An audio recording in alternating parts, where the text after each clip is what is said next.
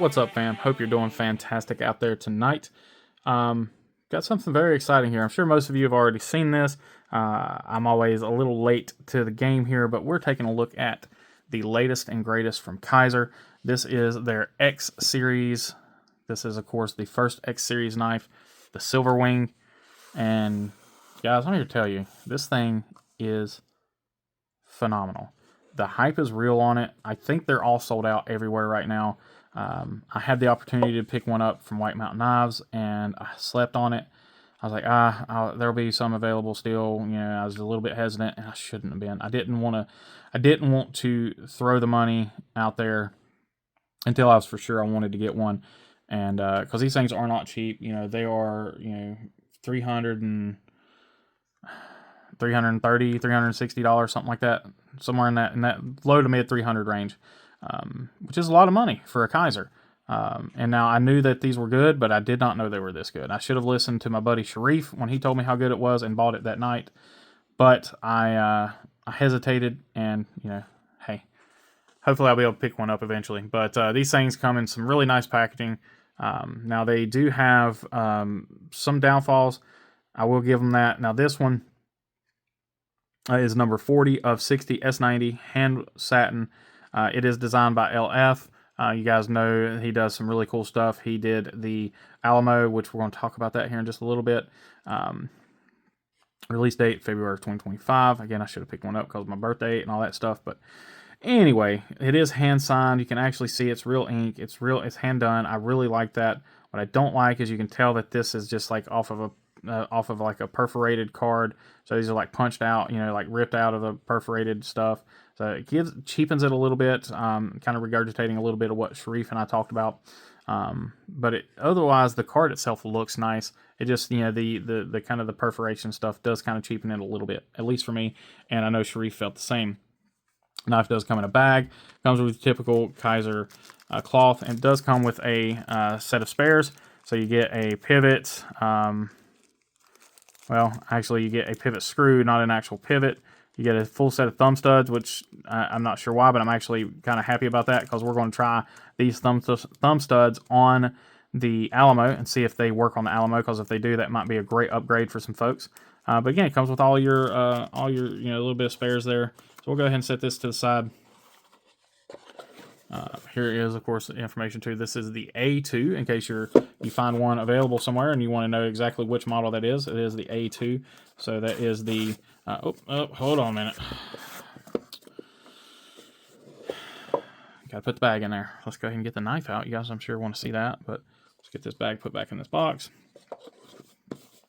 Get this box over here out of the way. Try to be nice and gentle with this box and get it out of the way here. So now, the knife itself, again, this is the A2 version, so this is the clip point, or maybe even a trailing point. They also offer a compound ground, almost like a Tonto look. And both are absolutely gorgeous knives. I do like the compound ground one myself, and I think that's the one I would actually go with. Sorry, I'm trying to find where I sprayed this thing with cleaner already, or with alcohol already, and I can't find it, so let's just clean off this blade a little bit. But if I did get one, I would definitely get the compound ground version. Now they do call this a hand rubbed satin, so that's kind of, yeah, I'm gonna call their bluff a little bit here. So it is a belt satin with a hand rub flat, so which is what's on majority of knives that are belt satin typically have a hand satin flat. So that's what you have here. You know, your hand satins are always going horizontal there, or at least in my experience have always been going horizontal. I have a couple of hand satin knives, and you guys have seen those. But what makes this knife extremely special is the amount of detail work that goes into it. The action is phenomenal.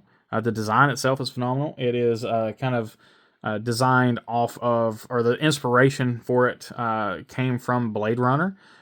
So you guys can, I'm sure you can kind of see that futuristic kind of, futuristic / steampunky kind of look to it. It's a phenomenal blade. It just looks sick. Some specs on it: 3.3 inch blades, 7 3/4 overall 4.3 ounces, so it does not weigh as much as you would think. It does have a lot of milling done on it, so that kind of again harkens to where the price tag on these things come from. And when you think about the sheer amount of work that goes into this knife, it is pretty astonishing that they were able to do it for how cheap they are.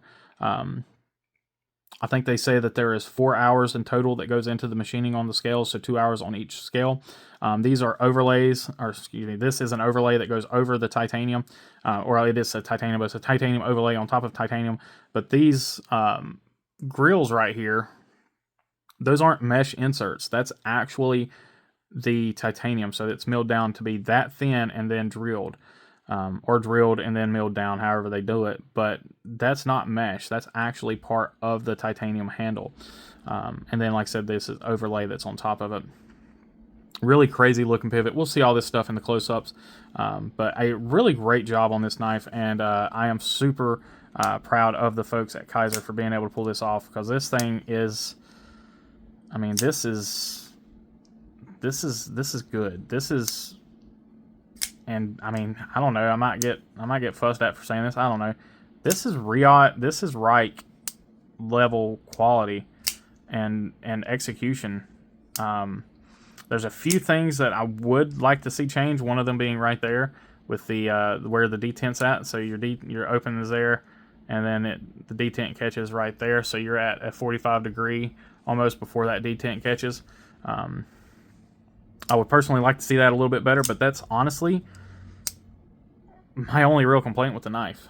Let's go ahead and jump into close-ups, and we'll continue talking about it. So take a look at that pivot collar. That is just really cool. A lot of machining goes into that pivot collar as well. Then that gold anodized with like kind of a greenish hint to it. Really cool. Again, just look at this machining. You got machining there at the pivot. Milling, great job. And again, you got like kind of the coin roll milling there, or coin edge milling there. Chamfering everywhere. Really crazy milling there. And there you can see those, you know, the milled in mesh there, which is crazy.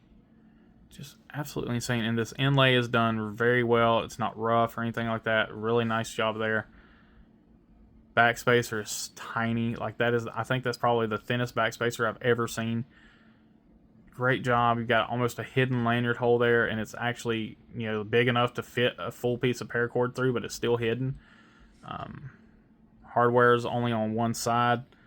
You know, so you've got your kind of little nub there. Crazy looking stylized pocket clip.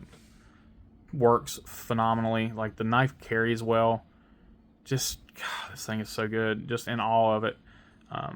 Love that too. That gives you some grip when pulling the knife out. Just really good job. And how everything is just like this design and execution is just awe-inspiring. It really is. You know, everything kind of lines up. Oh, you got these grooves everywhere.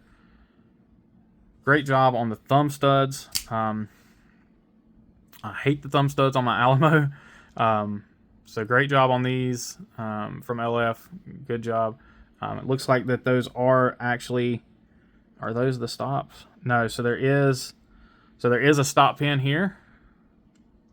So you can see that there is a stop pin there. And then also your thumb studs are contacting the frame, so you do have that. So do they have the little relief cuts there? So yep, so you do have the reliefs. Try to get it to where you can see those. There you go. You do have those little reliefs cut out. They're in the frame for the thumb studs to rest. So it is a hole straight through, so you can see that, straight through the thumb stud. Again, there's that clip point. I mean, almost a trailing point with the beautiful belt satin. So congratulations, Kizer, being able to do that. Just great job proving that you guys can execute that very well.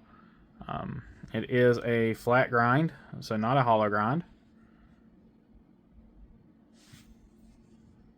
Plunge grind could be better. Plunge grinds are not very good, but you have a massive finger twirl there, so I can forgive that. You still have plenty of room for sharpening. Your plunge grind ends about right there, so it gives you just a little bit of space to actually get your choke up on without it being like feeling like it's going to cut you. Sharpening looks good. Man, that tip looks pokey. Golly, look at that tip. All right, go back to the sharpening. Sharpening looks good. Let's look at that tip. man, that tip is pokey and still strong. Like, look how strong that tip is because of your blade stock thickness. But then look how pokey it is this way. Golly, the thing would be a package ripper. Oh yeah, I guess we need to look at our lockup. So lockup is good. Centering is good. I wouldn't expect anything less. Now, action. Stellar. Absolutely stellar. This knife will bite you if you let it, just because of where that detent is. That's kind of one of the reasons why I would really like to see it done better. Because if once you get past that point, this knife the blade is coming down on you. There's no ifs, ands, or buts about it. So you kind of have to break it, get it past that detent, and then let it drop. You can time it once you kind of get used to it. You can time it just right, but personally, again, I would like to see that be better. Maybe they can do a future rendition or something like that where they do correct that, but if not, it's not a deal breaker. It really isn't. I don't have, I'm not going to be overcritical of that aspect. In the hand, just like his other designs that I've handled, the knife feels great in the hand. You do feel kind of each individual little groove and whatnot, but they're all chamfered so well that it just kind of feels like it's adding more grip. Pocket clip disappears. Choke up grip is great. Jimping that is on the knife isn't really functional anywhere, but I don't find myself missing it because you're in a kind of a landing pad there. Forward grip, you again kind of feel like you're in a landing pad. The jimping here on the front flipper is almost identical to what you have on the Alamo. I think this is kind of his signature jimping. Personally, it's not functional, so I would prefer to have a less aesthetically pleasing jimping there and make it more functional. But in this knife, it is functional for the front flipper. So the front flipper at least works much easier in this knife than it does in the others that I've handled, the Alamo specifically. But and this one does have a weaker detent, so that's possibly why. Now again, I am going to try to see if these thumb studs fit on the Alamo. Yeah, I'm hoping they do. But yeah, I really dig this knife. I don't think it's outrageously priced. Like I said, in that low to mid 300 price point. I think the most expensive one's $360. I think it was. Don't quote me on that. But yeah, I really love it. I do think the compound ground one looks better, so that would be the one I'd go with. Yeah. Let me know what y'all think. This is one that I'm really excited about. I really do wish Kizer the best with these knives. I hope that they continue to step out and try to do stuff like that. Hardware is done perfectly. Oh yeah, I forgot. You can put tritium vials in the front flipper there if you want to. Yeah, what do you guys think? Are you happy to see Kizer step up into this kind of premium? I don't want to say ultra premium, but I guess in a way it kind of is for Kizer because they already have their premium knives. But this is kind of that next step above. That kind of going toe to toe with the Riots and the Reichs out there. So let me know what y'all think about Kizer doing that. Yeah, I appreciate each and every one of y'all. As always, please remember to be kind, be humble, be EDC. We'll catch you next time.